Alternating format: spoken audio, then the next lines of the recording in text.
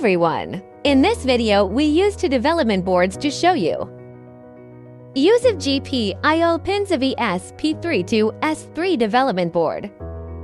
First, in this video, we show the use of two GPIO pins. One GPIO pin is GPIO7. It is touch sensitive. The other pin is GPIO0.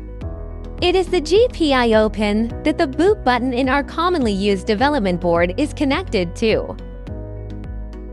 As you can see, the generally ESP32 development board has a boot button and a reset button. The boot button is connected to the GPIO0 pin. By default, the state of the GPIO0 pin is a digital high frequency. If you press the boot button, GPIO0 pin will become low frequency.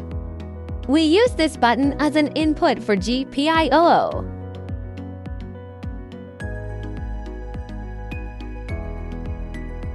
In addition, the touch button, that is, the touch pin is GPIO7. GPIO7 can be seen on the development board. Let's zoom in here. You can see two rows of the development board. On both sides are two rows of GPIO pins. You can see that this is GPIO7. The number marked is 7. It is GPIO7. This pin is a very special pin. It is an analog pin. That is to say, it is a pin that can input analog quantities. This GPIO7 has a touch function.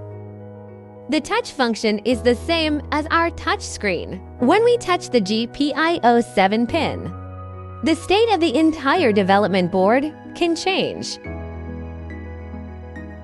In short, when we use GPIO7, it has been collecting analog quantities. Convert external analog quantity into digital quantity and input it into MCU. The MCU collects the analog input and converts it into digital quantities. We can determine whether the touch is sensed on pin 7 by judging. This may be difficult for everyone to understand or maybe a bit vague. Let's take a look at the collection of GPIO pins.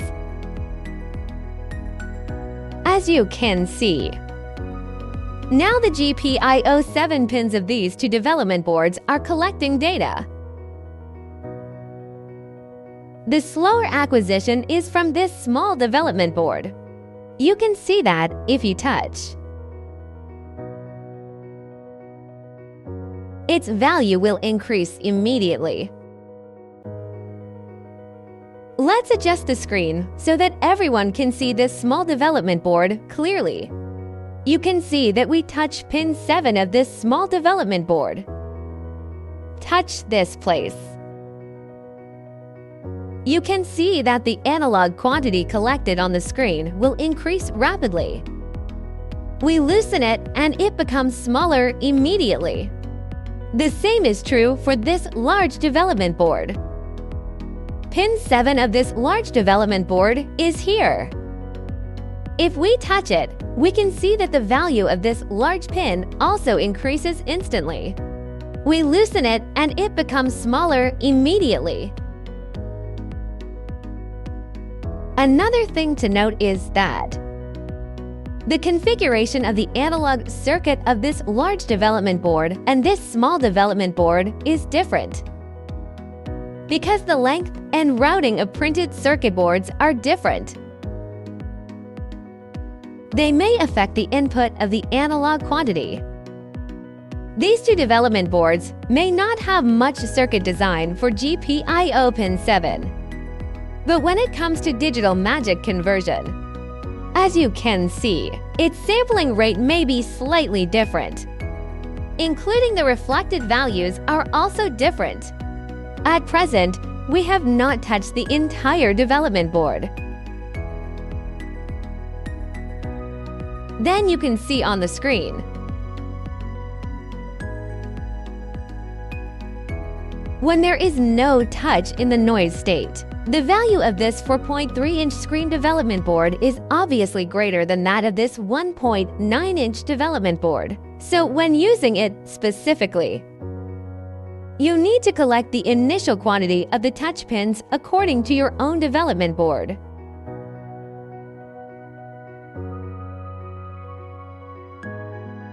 That is, how big is its background noise? Then set your own program based on the background noise and the amount of touch. Here we take a brief look. A block diagram of a program we designed. We use GPIO pin 0. GPIO pin 0 is the pin to which the boot button is connected. In other words, GPIO 0 is actually triggered by a button. Press the button and GPIO 0 will be grounded. This small development board is the same. Its boot button is also pressed to ground. If GPIO 0 is not pressed, it is in a high-frequency state. GPIO 7 is a pin with touch sensing function. After we touch GPIO 7,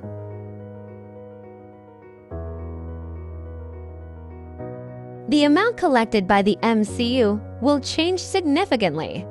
We use this change in quantity to set up a program.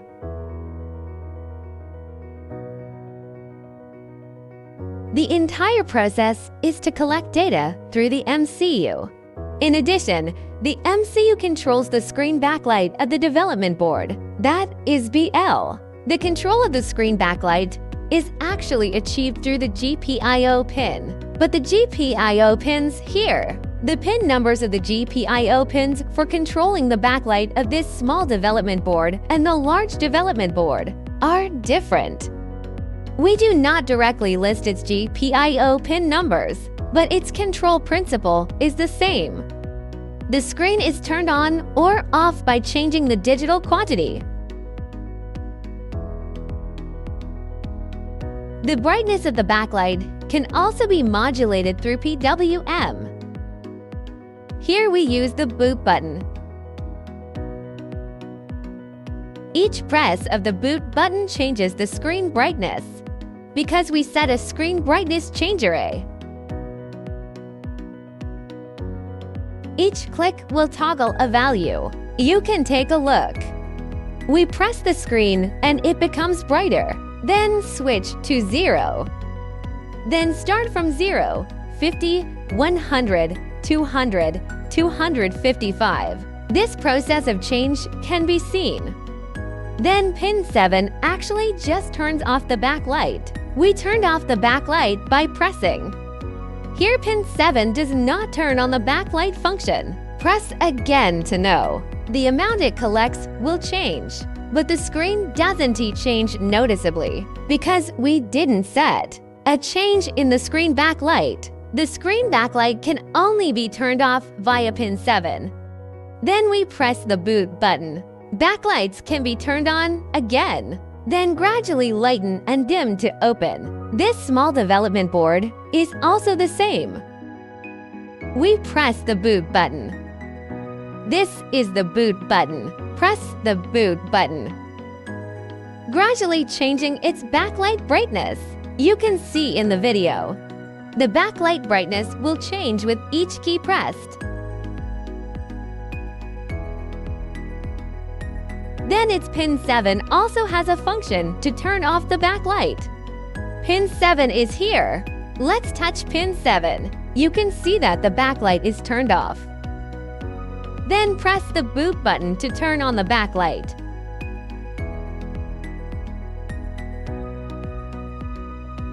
The touch function of pin 7 is actually very useful. For example, we often need the screen to light up in smart home applications. But in order to save power, for example, our board may be powered by batteries. We may need it to shut down automatically. or we close it manually. When we manually turn off the backlight, you can use the touch function directly. Directly connect a wire. Then design a touch button. The screen backlight can be turned off by touching it. This pin 7 is a very practical pin.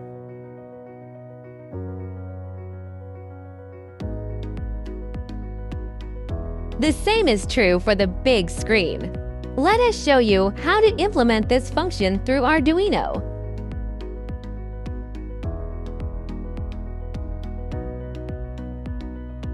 We turn on the Arduino. Then we turn the Arduino code to maximum. First, let's take a look at how do we use pin 0. We have a relatively simple function in Arduino. The digital state of the pin can be read directly. This function is delete rate. The 0 here refers to pin 0. That is GPIO 0. After GPIO 0 is read, there are two states to choose from. That is, a Boolean value. It can be a high value or a low value. That is, high frequency or low frequency. It is a digital quantity. The default state is high frequency. We can detect changes in its electrical frequency. For example, when low frequency occurs, we think we pressed. Then you can change its brightness level each time you press it. We have set several levels here: 05, 10, 100, 200 to 55. Each click will change the brightness level. It is a cyclical state. In addition, pin 7. Pin 7 is a touch pin. Here, the touch read function can be used to read the status of pin 7. We use a preset value to determine whether pin 7 is touched. This code corresponds to the code of this small development board. When the value of the touch pin is greater than 20,000, I thought I was touched. The expected value of this large development board is different from that of this small development board, because we showed you before. The corresponding values of these two development boards when there is no touch are different. So everyone should take a look at each development board. What is its initial state? Then touch. Look how much it has changed. Choose a moderate value as a preset value of a touch. When touching, if you choose a value closer to the noise value without touching, then its sensors will be more sensitive. Of course, it is easy to trigger by mistake. If the selected value is far from the noise value, it may take longer to press. The response may be a little slower. Of course, there are pros and cons. You need to optimize this preset value according to your own program. Here is a summary. We use the GPIO pins as input. First, pin 0. We use the boot button as input for pin 0. Press the boot button. Pin 0 will change from high frequency to low frequency, implementing a state change. Then, additionally, we used pin 7, which has touch function. After pin 7 is touched, the amount it collects will change significantly. We use the pre-value method to change a state of the development board.